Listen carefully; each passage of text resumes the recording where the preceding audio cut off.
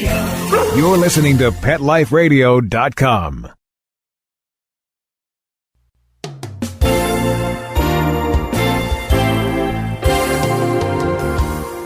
Victoria Shaffer, aspiring actress and animal enthusiast, is on her own in New York City. Follow Victoria and her two dogs, Rue and Echo, as she cares for her furry friends and juggles home life and career, all the while managing to survive in the world's most hectic city. The exciting animal adventures and secret stories from both ends of the leash that make up the Tales of the City. Hey guys, it's Victoria Shaffer, your host of Tales of the City on Pet Life Radio. Last month, I met animal photographer and writer Diana Haskell at Poopy Doopy and Teeny Weenie's Doggy Birthday Extravaganza, which I featured on my last episode. We got to talking about animal companionship, and she took a few pictures of my big dog Echo in Lorraine Arbus's unique and wacky hallway. I'm thinking about starting an Instagram account for Echo. What do you guys think? Write me and suggest some Instagram handles if you would follow him. After bonding with Diana over Echo's beauty, I knew I wanted to interview her. And then, once I got home, I checked out her website and saw her photos and knew an interview was a must. Check her out at www.dianahaskellphotography.com. And in the meantime, stick around because after this commercial break, I'll finally be interviewing animal photographer Diana Haskell. Nobody captures the bond between pet and owner better than her. Tales of the City will be right back in 2 shakes of a, well, tail. I love cleaning the litter box, said no one ever. Luckily, there's World's Best Cat Litter, the litter that promises less mess with less litter. Only World's Best Cat Litter uses the concentrated power of corn to quickly trap odors in tight clumps. And quick clumping means you never have to chisel or scrape the box. Less cleanup with less wasted litter? That's a litter bit amazing. Save $2 on World's Best Cat Litter. Visit www.saveonworldsbest.com. Let's Talk Pets on PetLifeRadio.com.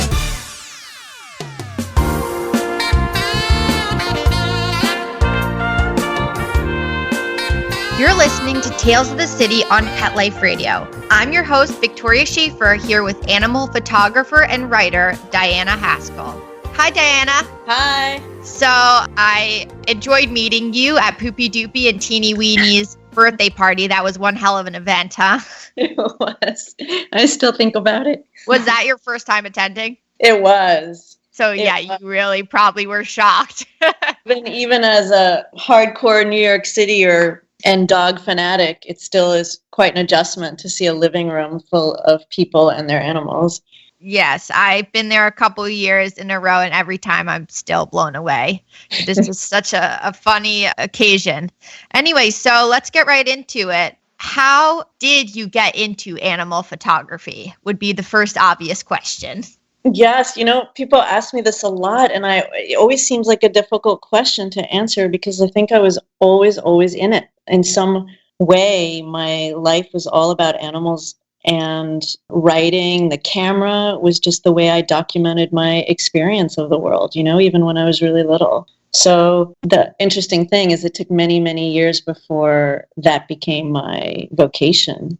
So in between that time, I did all kinds of different things and would never have considered myself an artist. And then slowly, as I became more the clear photographer, I made this book for this friend in 2009, 2010. I photographed this very dear friend of mine and his new rescue dog.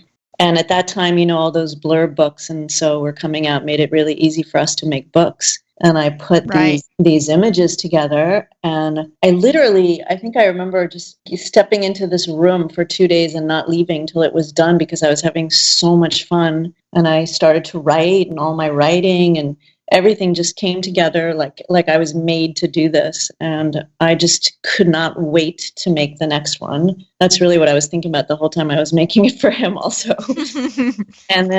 And then interestingly, I was so moved by his experience of receiving this book that told his story and how he rescued this this dog from South America in the jungle where he was trekking, and this whole adventure, and he literally was sobbing while he got the book. And then I really thought, I want to do more of this because I just really want to touch people in some way that I didn't understand at the time. And that would just take a bunch of years before I got clearer. But what it did is it gave me permission to go back to doing what I really loved, which is to be around the animals. So then I started, you sort of have this permission to then go do that thing that you thought was so outlandish, which is be with horse whisperers and dog trainers and animal communicators, and to spend all this time amassing experience shooting in sanctuaries and doing all those things that would cultivate this passion. Wow. Yeah, I bet it's a lot of fun. And it's so amazing that you really felt like this was your calling, and then to see the impact of your work must be amazing.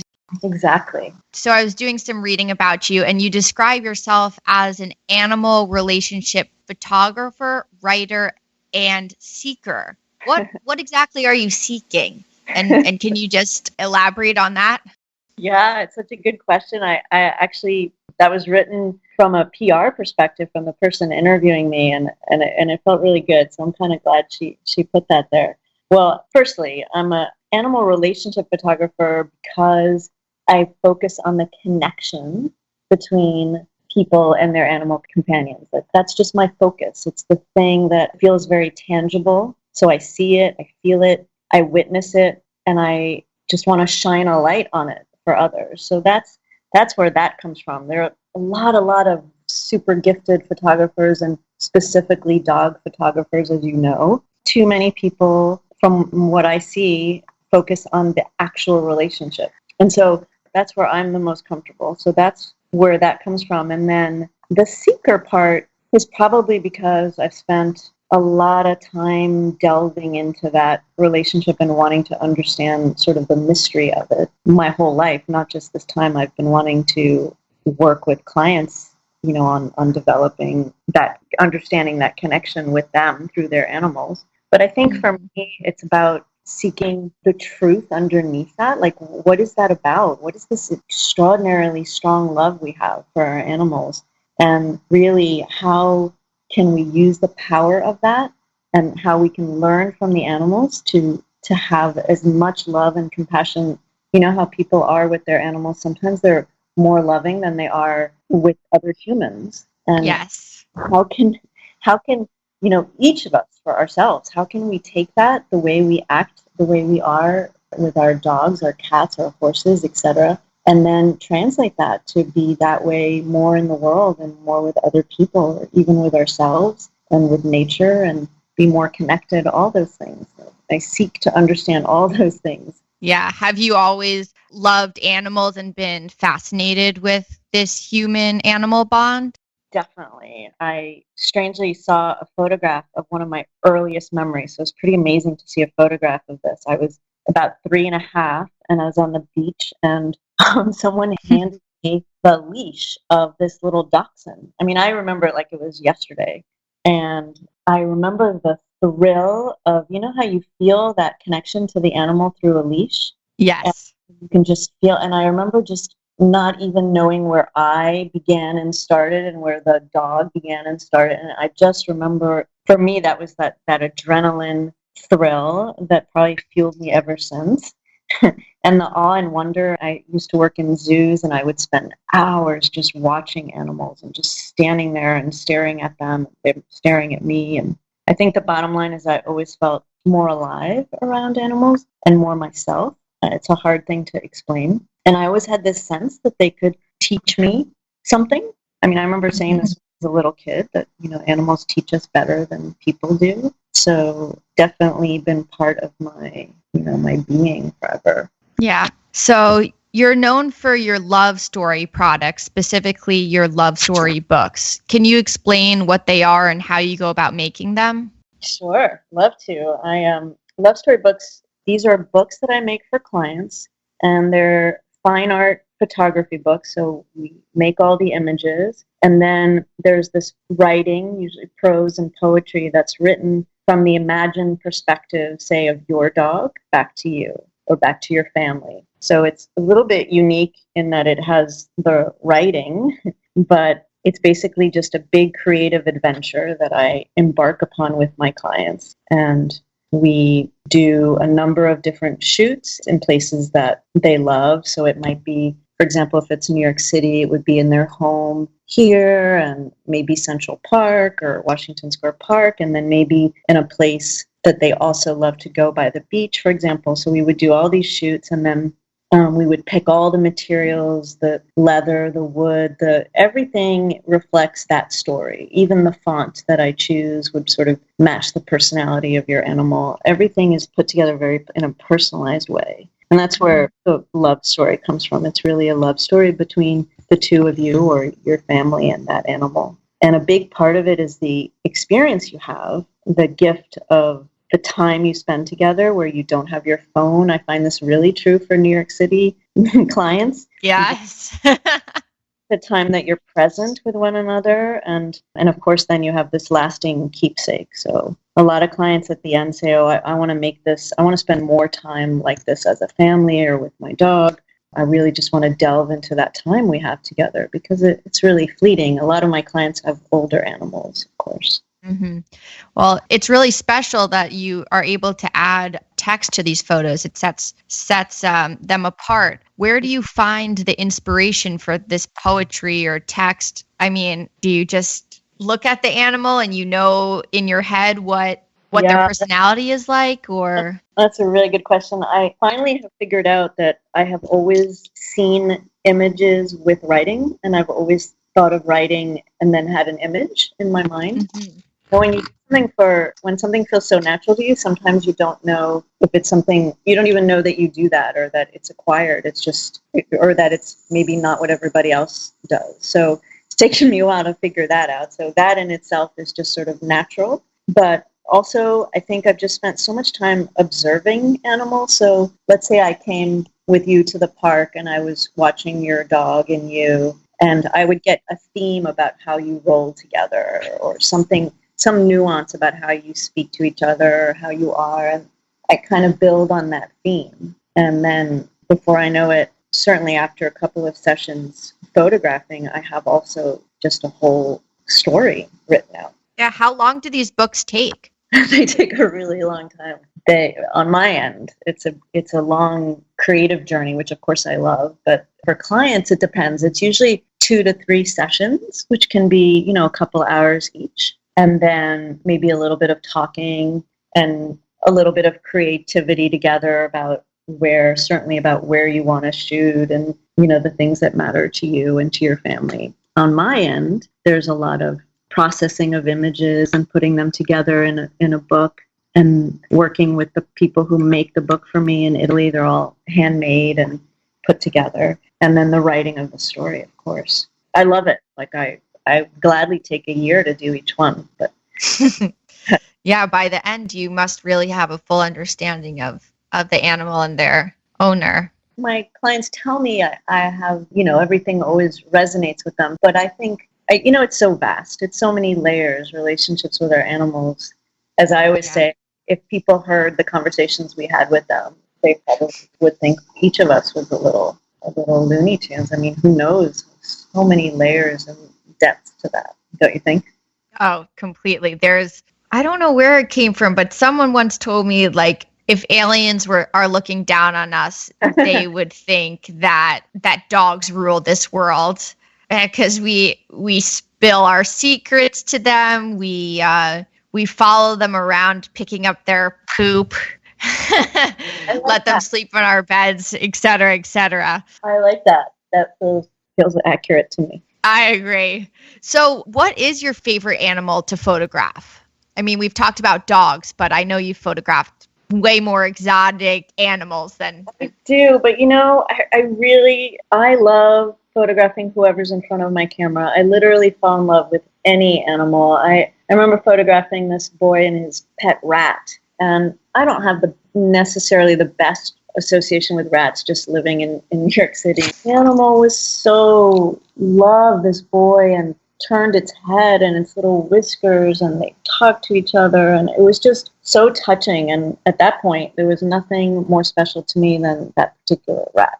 So really, whoever's in front of my camera, again, whoever's relating to whomever, it's that relationship. When you enter that zone with your animal, if you see that, you can see it really well with horses and people. That horse turns its head and the person turns their head and that long neck kind of wraps around the person. And all of a sudden, both the person and the horse are even more beautiful. If you've ever witnessed that, when you see two people. Yeah, you're talking about these poses. Like, are there any tricks to getting an animal to pose for you, or is it just time and waiting for the right moment? Well, that's a trick in and of itself, if we could call it that. I think for me, it's really about experience and practice. There are things that I can do now that, I couldn't have done a couple of years ago or many years ago in terms of having a sense for the timing. But I also think knowing how you show up when you're doing this work, meaning your mood, your energy, how you move, if your mind is really noisy,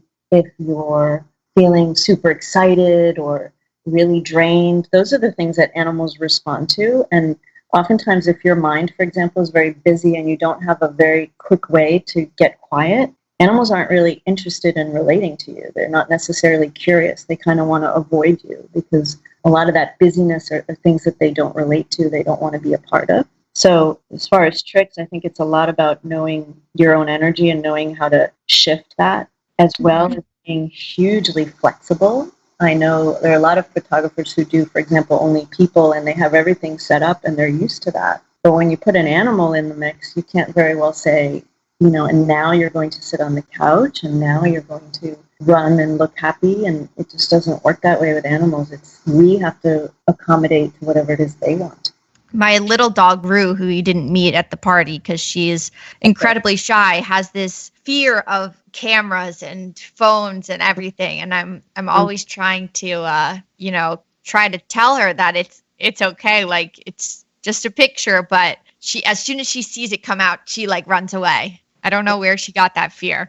It's really common. I see that a lot. It's one of the things that things we can do to work on that. And usually when I have my assistants, we work on that as well. But there are things you do, like you use your shutter a lot in the beginning so they get used to the sound. And I'm really careful, depending on the animal, how I make eye contact, how I move, how I sit. These are things that I find that the more respectful we are to the things that are comfortable for them, then you get granted more permission, just like a person. If you stand too close to them or you stare them down and it's not that kind of person, then you're less likely to have an engaging conversation. I think it's the same way with animals. We always have to be coming from their perspective and how we honor them. Yeah. We're going to take a short break, but we'll be right back after a word from our sponsors. Time for a walk in Central Park, of course. We'll be right back with more Tales of the City. They called it elephant skin. It was rough, wrinkly, like a Brillo pad. His hair was falling out in clumps. Petey stopped eating and all his hair fell out. Our golden retriever, Sundance, he scratched incessantly. There was hair all over. DINOVITE.com. 859-428-1000. The omega-3 fatty acids. Flaxseed, zinc, alfalfa, the digestive enzymes that are cooked out of regular dog food. Dynovite is nutrition. Within 2 weeks, the shedding slowed down to almost none. The scratching went away after a few days, and Sundance's coat was starting to get shiny and glossy. It's a 180 turnaround. His skin has cleared up. He is not in pain. If your dog has shedding, dry skin, excessive scratching, do the Dynovite. 859-428-1000. 859-428-1000. Dynovite for life. DINOVITE.com. Begging to hear more of your favorite show? Full episodes of all our shows are available on demand. Go to PetLifeRadio.com to fetch our entire lineup of Possum Pet podcasts. Also, dig us up in iHeartRadio and iTunes. Let's talk pets. Live and on demand only from Pet Life Radio. Let's talk pets. Let's talk pets On Pet Life Radio. Pet Life Radio. PetLifeRadio.com.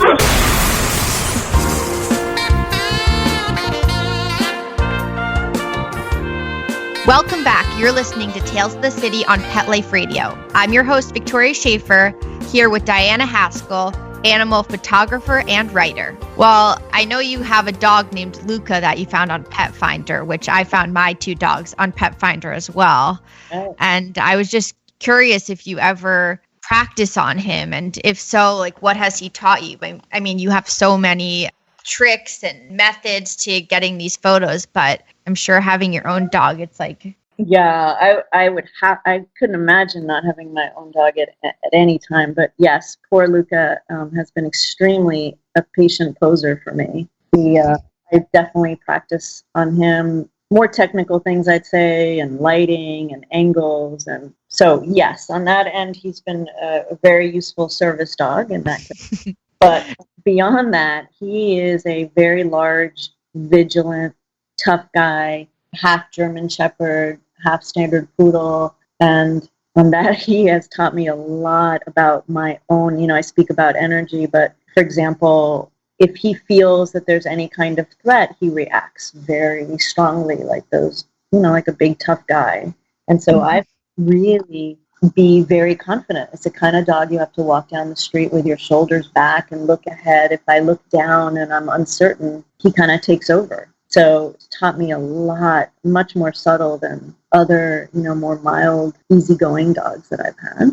Because he's a vigilant, basically guard dog, I've had to be much more observant to what he sees. When I first got him, there would be like a little plastic bag blowing in the wind, a block away. And it took me a while to even know what he was fixated on. And now I feel much more dog-like when I'm walking with him. Yeah, I get that. I have never been so aware of how many slices of pizza are dropped on the New York City streets before I had my dog Echo.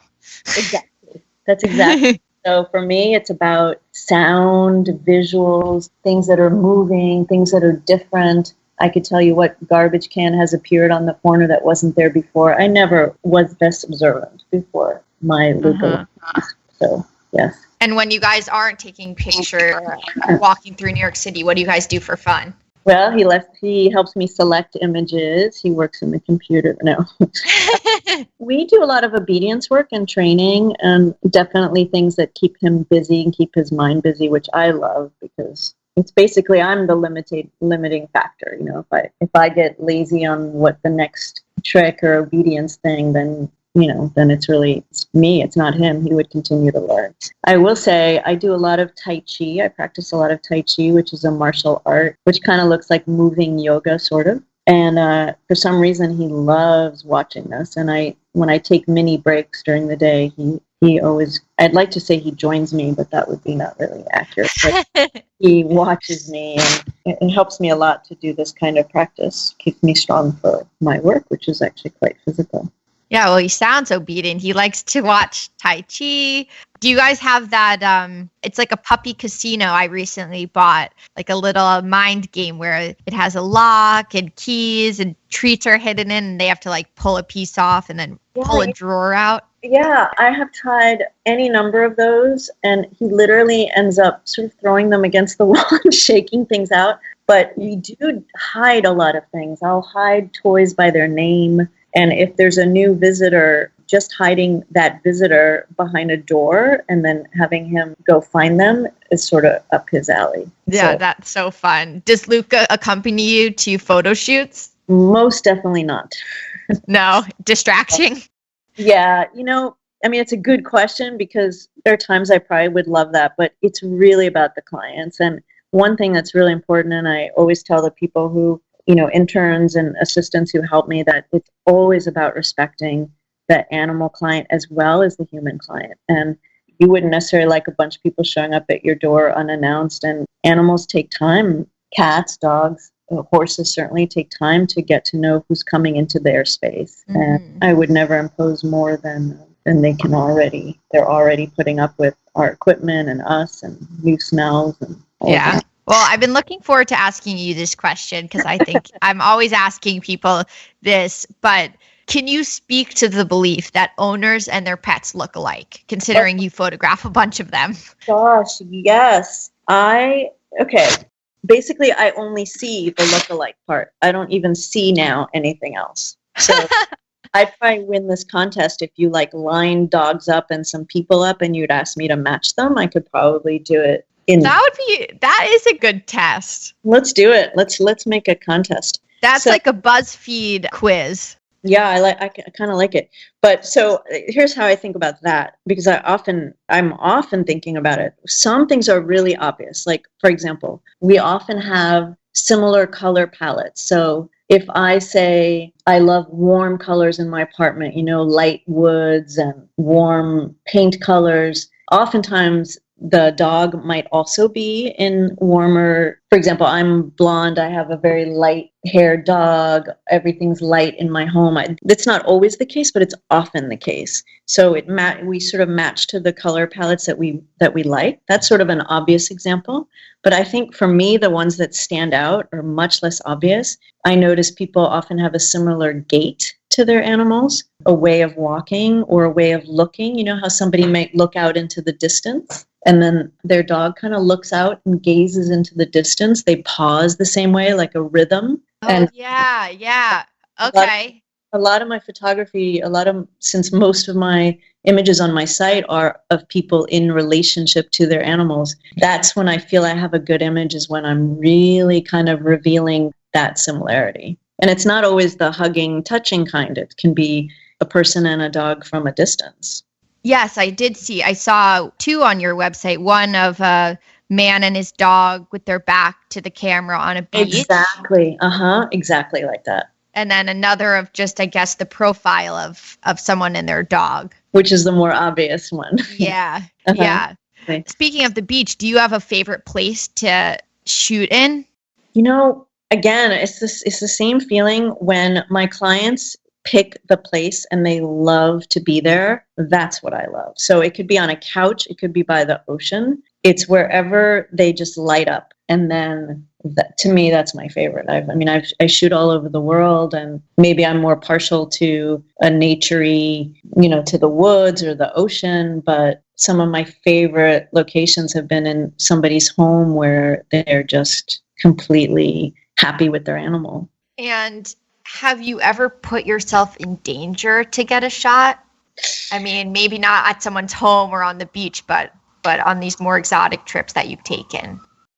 Yeah, I would say I never think of that at the time. Maybe in retrospect, yes, as you said, domestic animals, less so. Some of the more wild animals, like photographing inside enclosures with wolves in a sanctuary, or recently, for example, up close with some orangutans, not in the enclosure, but nearby. In retrospect, I have a great deal of respect for wild animals, and they are who they are and they do what they do. And that alone makes us, we don't always know how to follow their cues or listen to their warnings. So there's always a little bit of danger there. And the rule of thumb is always for me to listen very, very carefully to the humans that are in charge of that situation.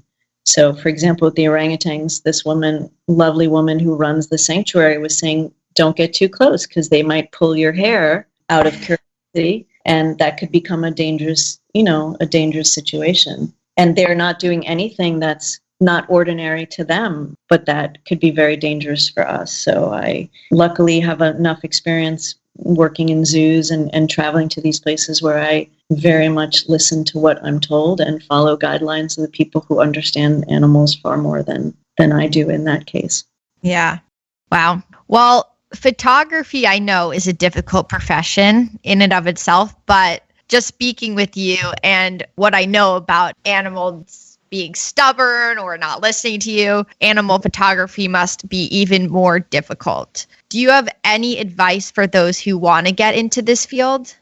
Well, while it is challenging, it's also really, really popular right now. So is it? It's quite oversaturated, at least, for example, in bigger cities in New York City, as far as dog photography. So oh yeah, yeah, yes. Yeah, I'd say a couple of things. First of all, there's a big continuum, right, between photographing wild animals, say in nature, polar bears in the Arctic, and to all the way to dog studio portraits. So I'd probably say if you want to work with animals, I get a lot of emails about people wanting to intern with me because they want to work with animals, but that's a very big continuum. So I would say explore where on that continuum. Do you want to be in a kayak exploring and shooting at the same time, or do you see yourself in a studio in a city? And then I'd say once you know where you want to be, there's a lot you can work on your end, not just camera skills, also just understanding animals, talking to experts, taking classes, studying, reading, having lots of experience watching animals, and then learning all about the unspoken languages, like I said before, how you move around animals, how you make eye contact, don't make eye contact, how you get quiet, don't get quiet. These things sound so secondary, but they become the way that you can relate better to animals. And then I would say my most important thing, which I tell people often who are new to this, is obviously follow what you love, but why? Understand this, the so what part of what you do. Why does it matter? So for example, for me, I want to help people celebrate their connection to their animal, because I think that when they can tap into that very strong, powerful kind of love, that intimacy that we have with our animals that sometimes we hardly have with anybody else, that then can make us more compassionate and more connected to other people and less alone, and and more in joy and more in peace, because we're all struggling in different ways.